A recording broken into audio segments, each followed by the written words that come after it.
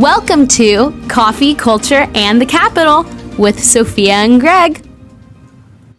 Hello, everyone. Welcome back to the podcast.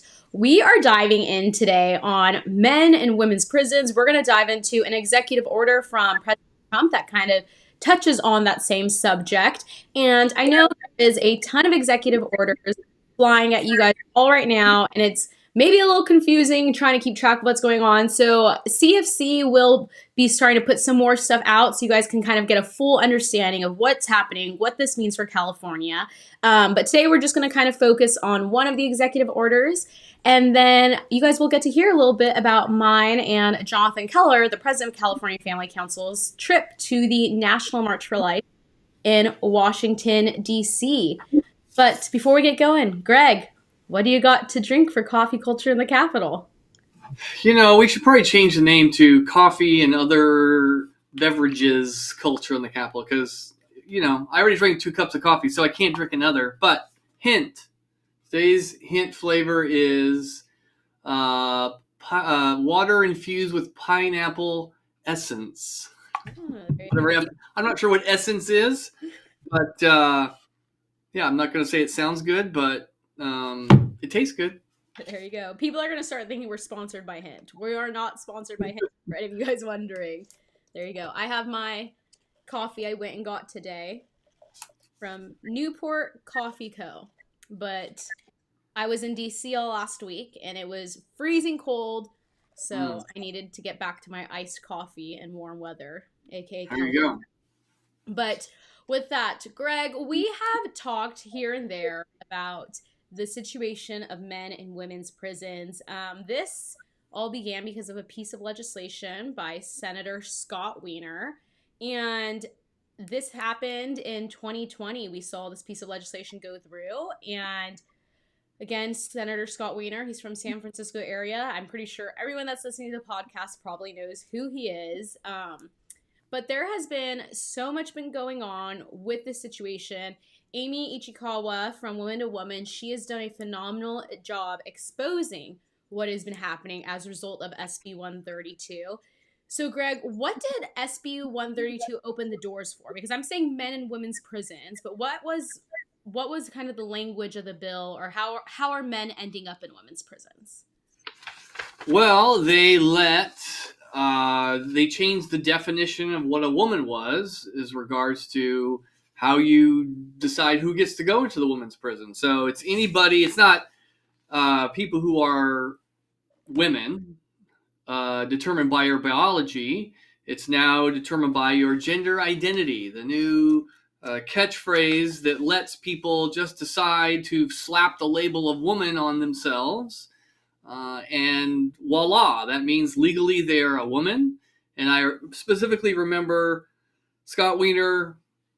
Senator Scott Wiener saying in committee when I was testifying against this bill, he insisted that trans men are women. Trans men are women. That's why we're letting men into women's prisons, because they're really women, right? And so that's where this is coming from, and that is...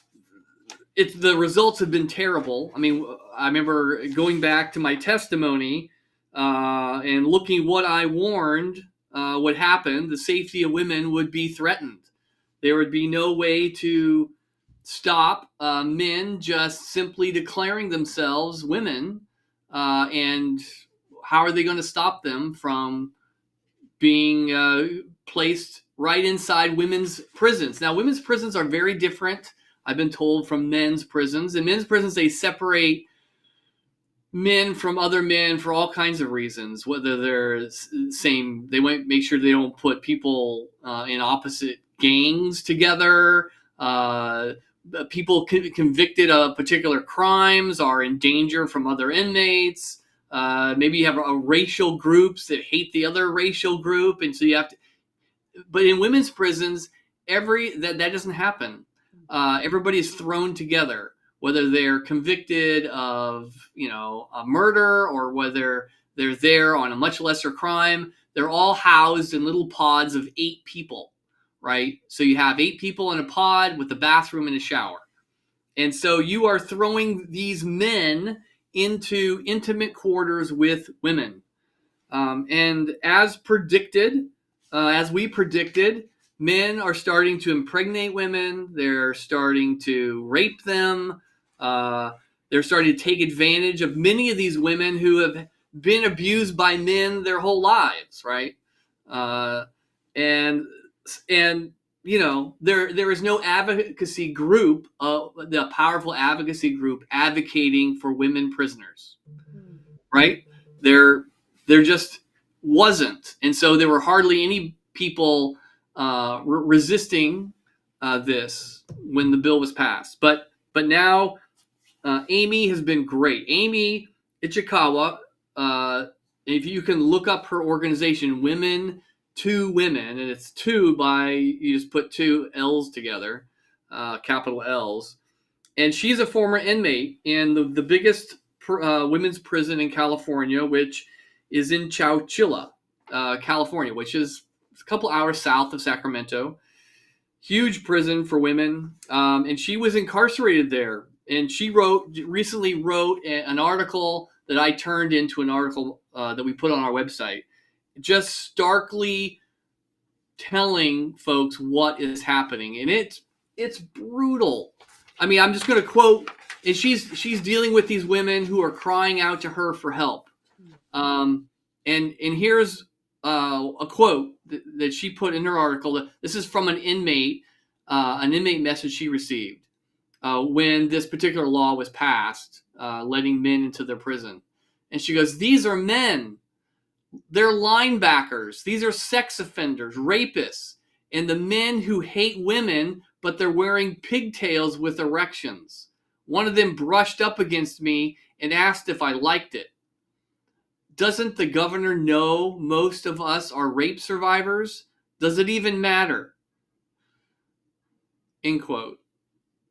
That is the condition, the conditions that women are enduring with these guys, and it's horrendous. Like, just because people commit a crime and they're doing time doesn't mean they should be treated without dignity. I mean, if you look at the Bible, Jesus talks about, separating the sheep from the goats, and what separates the sheep from the goats, right? Meaning the Christians and the non-Christians. And it was the Christians who care about invisited people in prison, right?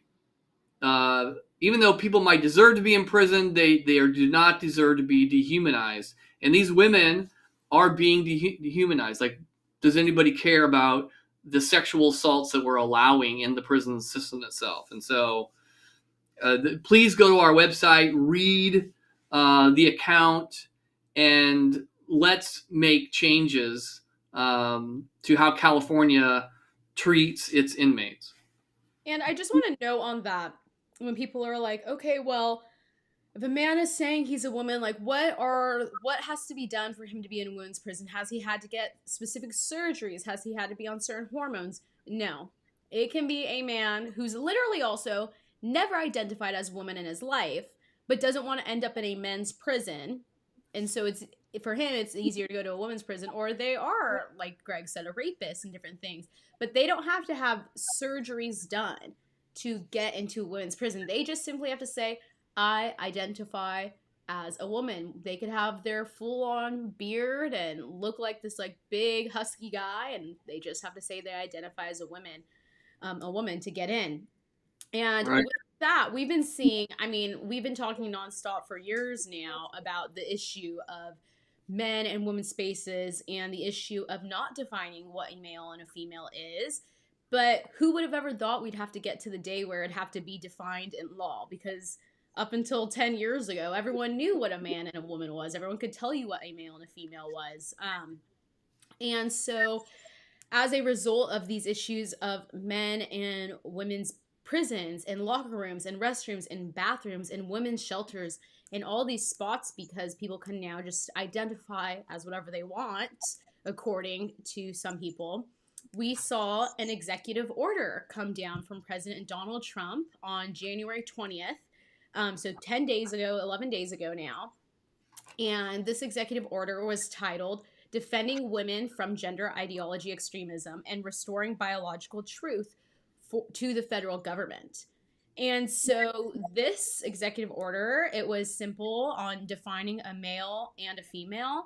And so we're going to dive into this, but first I want to read to you guys all how it was defined. And it's defined as a male refers to a person's belonging at conception to the sex that produces the small reproductive cell. And a female refers to a person belonging at conception to the sex that produces the large reproductive cell. So before we dive into like the sex part of it, I just also want to note the at conception part, like a little pro-life line kind of slid right into there. But so ultimately, Greg, from the result of this executive order, defining what a male and a female is, what federally is the shift we're going to see from this?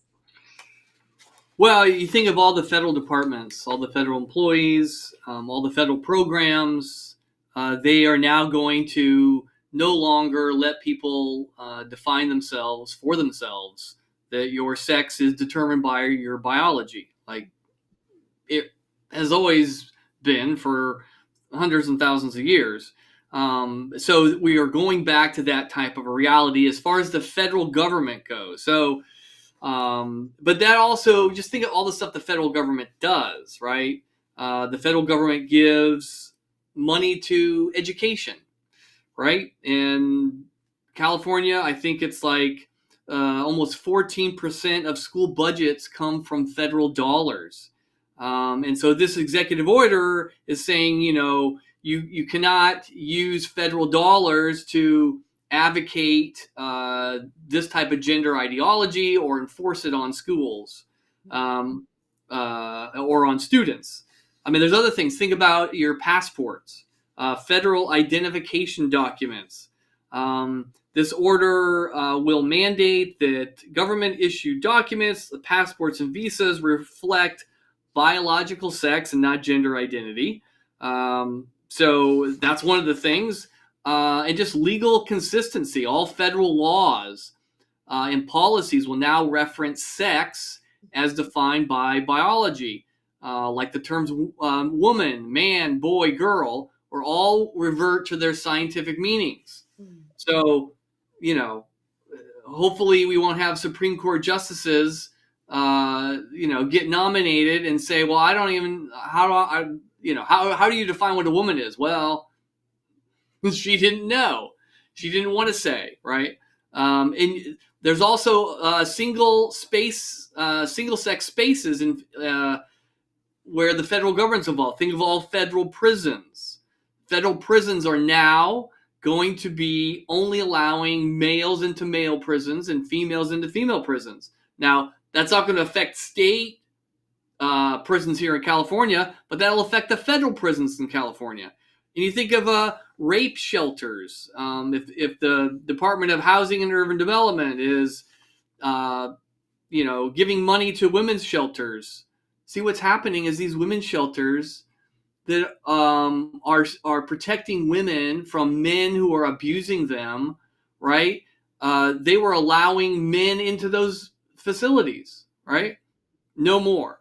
Title IX. This is also Title IX is a federal law that requires that females have equal opportunities in the area of sports. And so they are now going, but recently, last year, the Biden administration redefined sex to mean gender identity, allowing males to be on women's sports teams, taking away their opportunities, right? That's going to be a violation of Title IX, and they're going to sick their attorneys after anybody who's violating that law. So that's huge.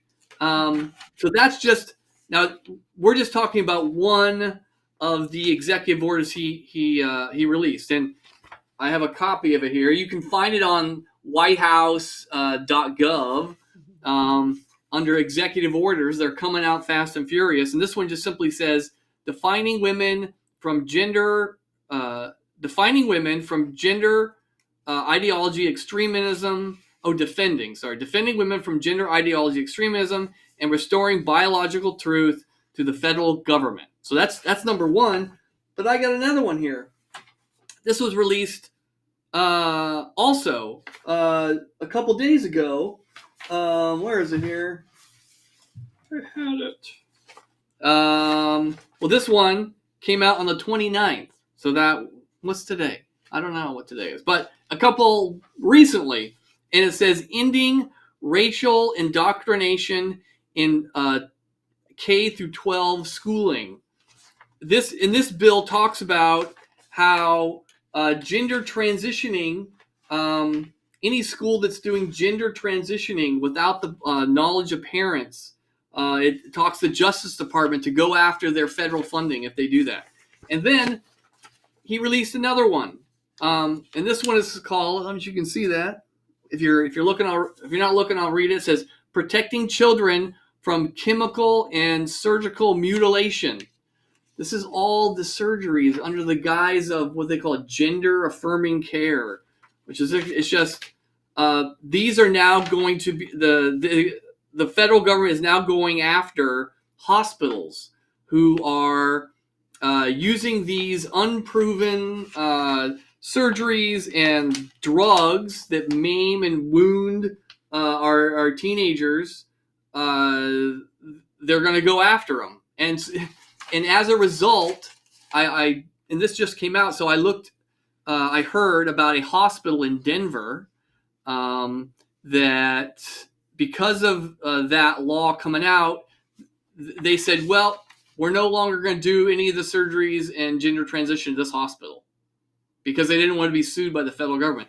I haven't seen anything in California yet, but that's going to have huge implications because you think of all the major children's hospitals in California, and they are all mutilating and giving cross-sex hormones and sterilizing minors. And now they got the federal government that's going to come after them. So I think we can smile and praise the Lord about that. Yeah, these are great wins, but that doesn't mean we can just settle in and get comfortable. We have to keep up the fight and keep up being aware and stand up for what's right, especially in California.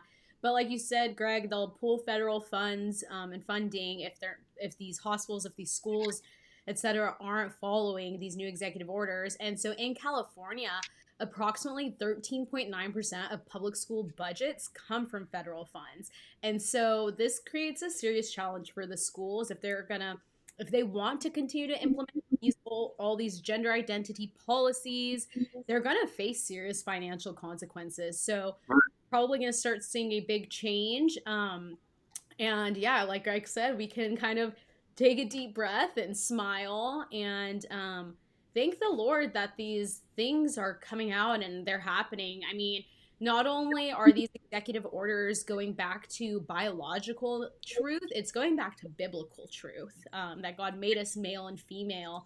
And so, yeah, we'll keep you guys updated on what's happening and how it affects California because we are a blue state. So like I said, we can't take a deep breath, smile, enjoy the win, and then get back right into the fight because there's still a lot to do here in California. But with that, the other thing we're going to chat with you guys all about is last week I was at the National March for Life in Washington, D.C. And if you're sitting here and you're getting FOMO, as they say, fear of missing out from not being at the National March, guess what? You can come to the California one. We are going to have ours on March 31st at the California State Capitol. If you go to californiafamily.org, you'll see the 2025 March for Life tab with all the information. It's going to be a great event and hopefully a lot warmer than the National March for Life. But before we dive into that, I'll show you guys a little video of Jonathan and I there at the march. Hey everybody, it's Jonathan Keller And Sophia Lorey from California Family Council. We are here once again at the National March for Life. We are so grateful to join all of our coalition partners from across the country, including Family Policy Council directors from Ohio, from Connecticut, from Pennsylvania, and a whole slew of pro-life leaders from around the country here in DC to March for Life. We just heard a phenomenal speech from our new Vice President, J.D. Vance. Yes, it has been a great day. It is cold, but we just had a great time at the rally. We're about to go March for Life in Washington, D.C., but we'll see you guys all in 66 days to March for Life in California at the state capitol in Sacramento. Hopefully it won't be cold like this, but we are excited to March for Life in D.C., and we are so excited to March for Life with you all in California soon. Join us on March 31st in Sacramento. You can find out more at californiafamily.org. Look for the March for Life button. We'll see you guys soon. So I know that was kind of loud and chaotic because there is a lot going on stage. I've been able to go to quite a few of the national marches now. Greg, I know you've been to some of them as well in the past years, but this one looked very different because the vice president was there. And like you saw, Jonathan and I, we were on stage in that video. And security was very different this year at the National March for Life. You had to walk through the metal detectors to get in.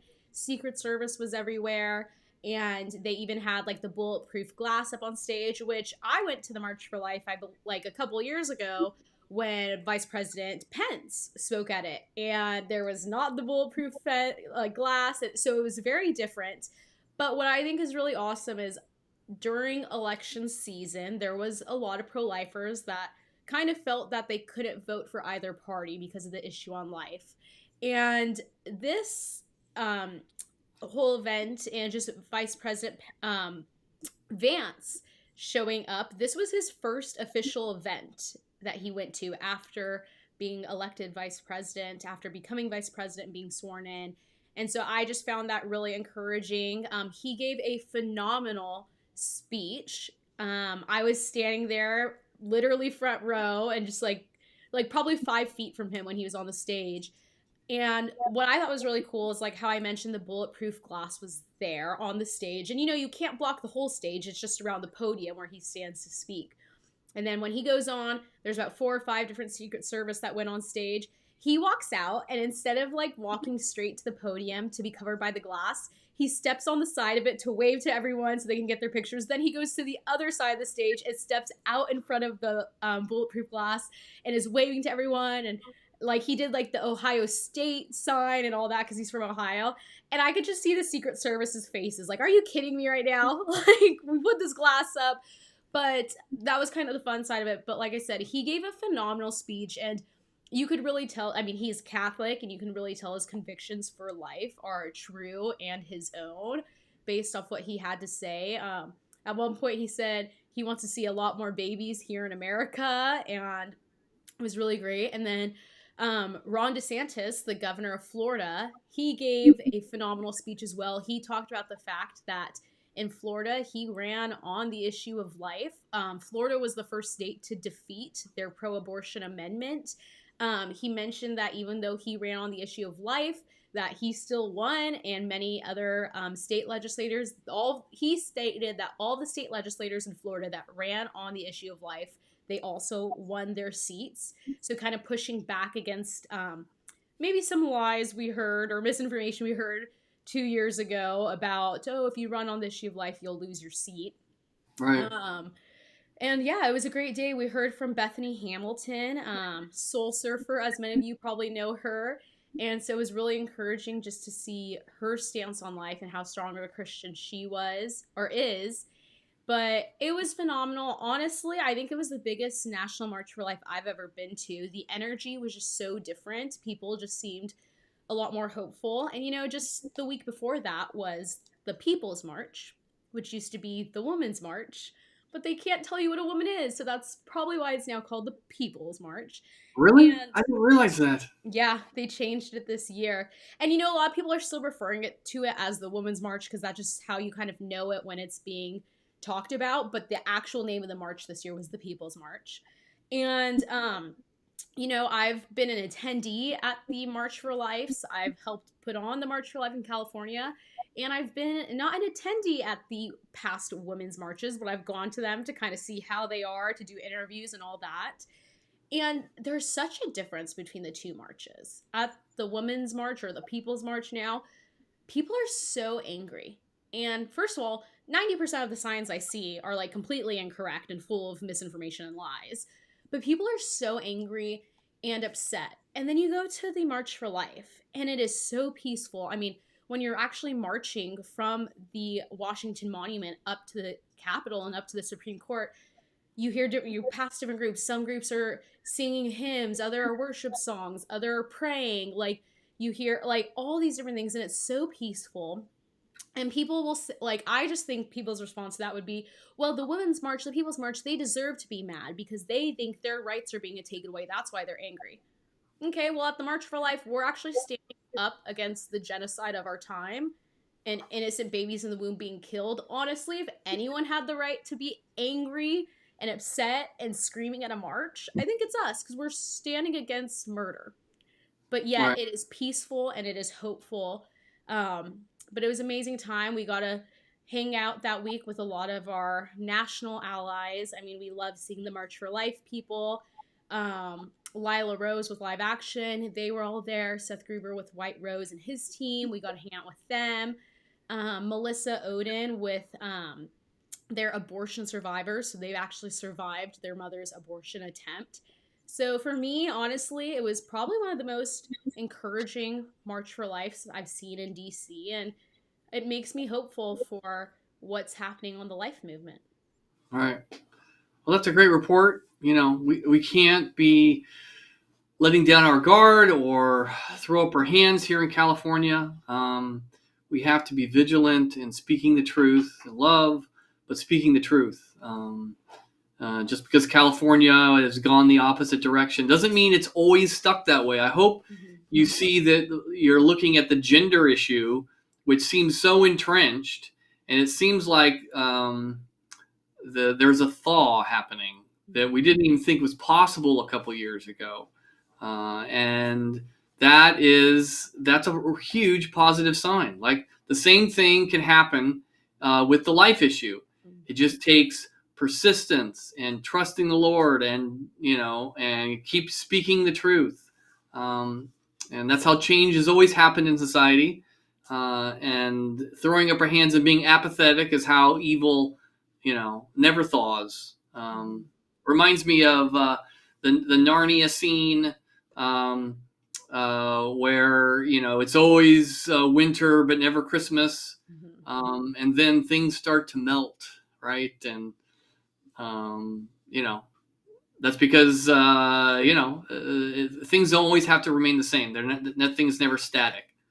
So folks, put your hope in the Lord, put your hope in God, follow the national motto, in God we trust. And we do that because we don't trust in ourselves. We trust that God can do anything and he can change anything. So we just need to act and have an attitude that believes that, right? Absolutely. Absolutely. And again, don't fear. You still have a chance to go to a March for Life this year. So to the California one, it is just an amazing day, especially if you're losing hope for the life issue in California. When I tell you, when you go to the march in California, that you will leave feeling encouraged and hopeful and united with pro-lifers across the state, that's exactly what you'll see. So March 31st, be there. Tell your pastors to come. Your pastors will have an opportunity to go on stage. You can see the sign-up link for that on californiafamily.org. You'll see the March for Life tab. Be there. We are going to have worship. There is going to be a rally. We're going to march around the state capitol. You'll probably see about 40 booths from different organizations across California that are pro-life organizations. You'll be able to check those out there. But we hope to see you guys there for the March for Life, and we will see you next time on the podcast.